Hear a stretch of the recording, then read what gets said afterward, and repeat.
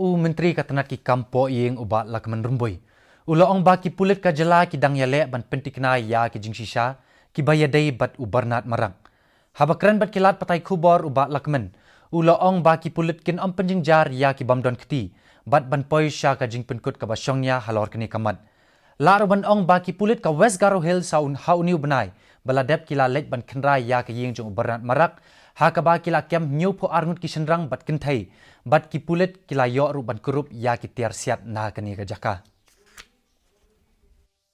Besides the investigation, in this case, the district administration itself also have issued the magisterial inquiry, and we will see.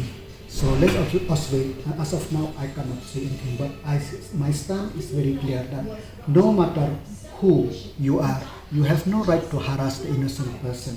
But if it will help, or if there is a link to the case, that is a different issue altogether.